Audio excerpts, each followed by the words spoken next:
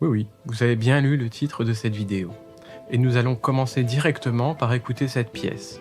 Donc il s'agit d'une chanson italienne, anonyme, composée au XVIe siècle, qui raconte l'histoire d'une jeune fille envoyée au couvent alors qu'elle ne veut pas.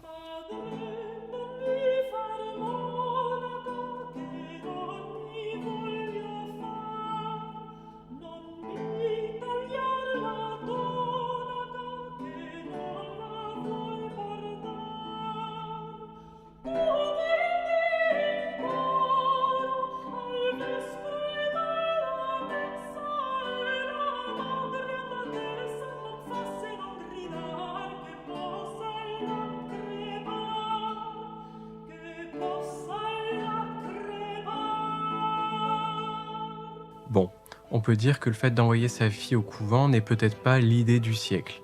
Mais que raconte vraiment cette chanson?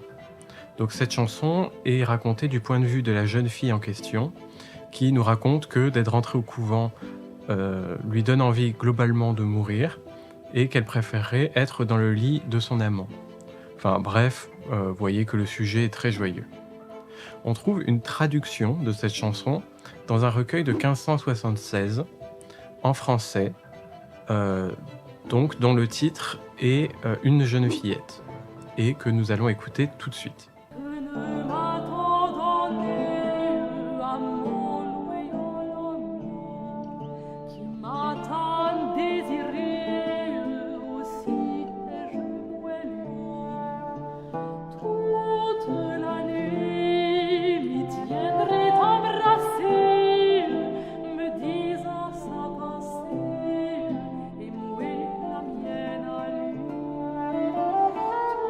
Cette chanson est ensuite détournée par l'Église catholique pour en faire une chanson pour Noël en racontant l'histoire de la Vierge Marie.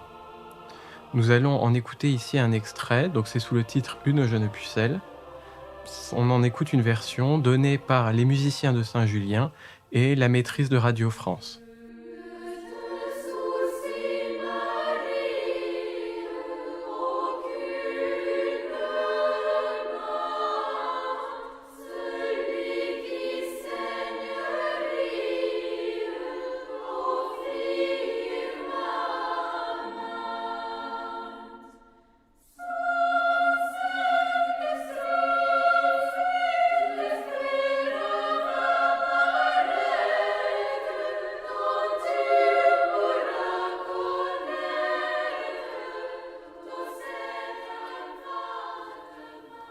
Bon, maintenant, on a un chant de Noël issu d'une chanson grivoise. Mais vous voyez bien qu'il reste un peu de temps dans cette vidéo. En effet, c'était sans compter sur la grande inventivité des compositeurs à cette époque. Sans doute la version la plus connue est celle de Marc-Antoine Charpentier, puisqu'il va l'utiliser dans sa messe de Noël. Donc il l'a fait rentrer dans l'église, et on peut l'écouter dans le dernier Kyrie de sa messe de Noël, qui a été composé en 1684.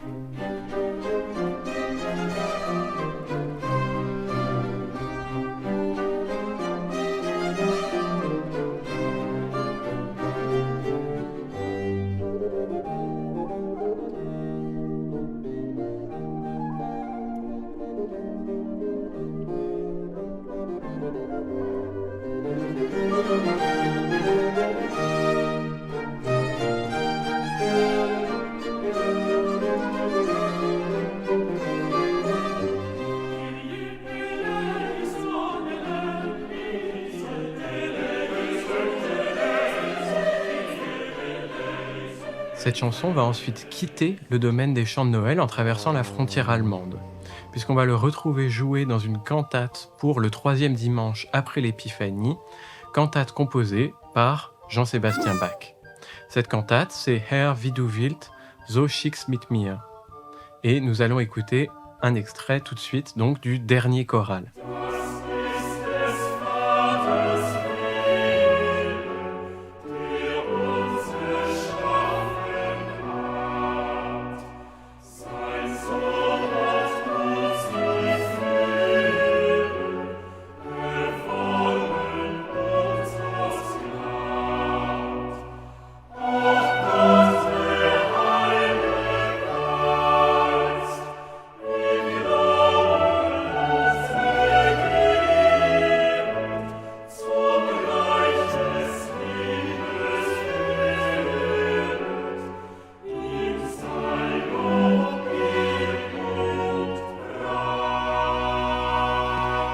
avons donc vu tout au long de cette vidéo qu'une chanson d'abord grivoise peut changer de registre pour rentrer dans l'église et devenir un chant de Noël, et ensuite quitter même le domaine de Noël pour changer complètement de texte et être chantée pour l'Épiphanie.